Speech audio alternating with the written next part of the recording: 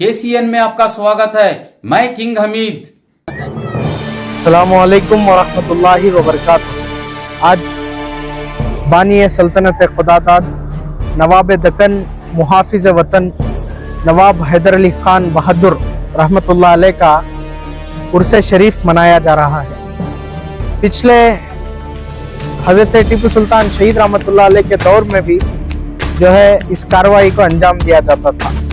आज भी शहर मैसूर से और बेंगलुरु से जो है लोग आकर हजरत हैदर अली रहमतुल्लाह अलैह को खिराज अकीदत पेश करते हैं और आपका संदोल और उर्स शरीफ जो है मनाते हैं अकीदतमंद आकर। लेकिन आज जो है कहीं ना कहीं ये कौम में देखा जाता है कि हम हमारी तारीख को भुला रहे हैं। हमारे आबा व अजदाद, हमारे असलाफ, उनके कारनामों को और उनकी तारीख को, उनके फलसफों को हम भुला रहे हैं। हैदर अली रहमतुल्लाह अलैह वो है जब अंग्रेज अपने कदम जमाने के लिए हिंदुस्तान का रुख करे, उस वक्त बड़े बड़े रियासतों के राजा रजवाड़े जो है अंग्रेजों के खिलाफ बोलने के लिए डरा करते थे। उस वक्त इसी सरजमीन से एक तलवार उठी, अपनी बरहाना तलवार को मैदान जंग में लहराते हुए अंग्रेजों को जंग के लिए ललकारने वाले वाहिद और पहली शख्सियत नवाब हैदर अली खान बहादुर। तो नवाब हैदर अली खान बहादुर रहमतुल्लाह अलैह का एहसान रियासत कर्नाटक, रियासत तमिलनाडु, रियासत केरला और आंध्र प्रदेश तक के कई सूबों पर सल्तनत खुदादाद की हुकूमत रही। ये सूबे जो हैं हैदर अली के एहसानात के तले हैं। आज रियासत कर्नाटक है तो हैदर अली के एहसान में है। मैं ये कहना चाहूँगा कि मुगल्स की हुकूमत जब थी तो उन्होंने अपनी सल्तनत का नाम मुगलिया सल्तनत रखा। निज़ाम की हुकूमत जब हिंदुस्तान में रही तो निज़ाम ने अपनी सल्तनत का नाम सल्तनत निज़ामिया रखा। जब आदिल शाही का दौर था तो उनकी सल्तनत का नाम सल्तनत आदिल शाही थी।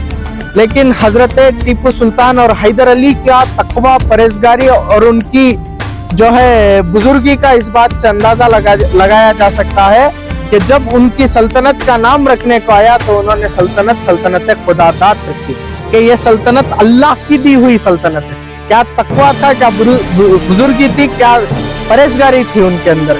आज हमें जो है खासकर कौम को इनके तारीख को पढ़ना और इनकी तारीख को जो है आम करना बेहद जरूरी है। आने वाली नस्ल को समझाना बेहद जरूरी है। अगर तुम आज इन सब की तारीखों को नहीं पढ़ोगे तो याद रखो इस बात को, तुम्हारी आने वाली नस्ल गूंगी हो जाएगी। तुम्हारी आने वाली नस्ल गूंगी हो जाएगी। ऐसे मर्द मुजाहिद हमारे हिंदुस्तान के अंदर वतन अजीज को आजाद कराने के लिए, हिंदुस्तान को आजाद कराने के लिए अगर किसी कौम की कुर्बानियां अगर दी गई है तो वो मुसलमानों की कौम, मुसलमानों ने कुर्बानियां दी वतन अजीज को आजाद कराने के लिए अंग्रेजों से। हुब्बुल वतनी मिनल ईमान, ये हुजूर सल्लल्लाहु अलैहि वसल्लम का फरमान है कि जिस मुल्क में रहो उस मुल्क से वफादारी करो। हुब्बुल वतनी मिनल ईमान, इसके तहत जो है लाखों की तादाद में मुसलमान जंग आजादी में शहीद हो गए और अपनी जानों का अजीम नजराना पेश किया। टीपू सुल्तान शहीद रहमतुल्लाह अलैह तो अपने बच्चों को तक गिरवी रख दिए इस मुल्क की खातिर, हमारी खातिर, हमारे बाप दादाओं पर, हमारे ऊपर और आने वाली नस्लों पर इनके एहसानात हैं। इसे फरामोश नहीं किया जा सकता। आज के चंद सियासतदान जो आवाम की भीख से इख्तिदार में आती, इन्हों ऐसे लोगों के बारे में क्या बात कर सकते हैं साहब। टीपू सुल्तान और हैदर अली को जो है अल्लाह ने सुल्तान बनाया। इनकी हुकूमत सिर्फ एक सल्तनत या एक इलाके पर नहीं थी, इनकी हुकूमत रियाया के दिलों पर थी। ऐसी हुकूमत किए थे। आज जो इनके खिलाफ बोलते हैं उनकी कॉन्स्टिट्यूंसी को जाकर के देखो, उनको गालियां दरी, उनके वोटर्स जो वोट डाल कर उन्होंने गालियां दरी। तो इन्हों जो है हमारे आबा व अजदाद को, हमारे असलाफ के खिलाफ बोलने की कोई औकात तो हैसियत आज का सियासतदान नहीं रखता है, क्योंकि सियासतदान आवाम का गुलाम है।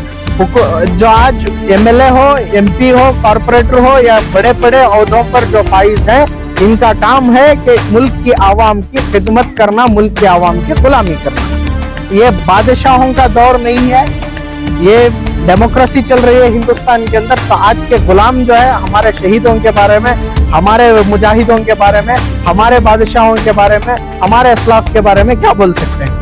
टीपू सुल्तान हैदर अली रहमतुल्लाह अलैह के दौर में फर्स्ट एंग्लो मैसूर वॉर और सेकेंड एंग्लो मैसूर वॉर जो है हमें जीत कर है। सल्तनत अंग्रेज ये बात लिखने पर मजबूर हो गए कि 200 साल के दौरे हुकूमत हिंदुस्तान में हमारी रही, उसमें अगर हमने किसी से शिकस्त खाई है तो वो टीपू सुल्तान और हैदर अली। अंग्रेज ये लिखे हैं। तो इस चीज को जो है हिंदुस्तान जब तक कायम है, वतन अजीज जब तक कायम है, टीपू सुल्तान और हैदर अली का नाम सुबह कयामत तक रहेगा।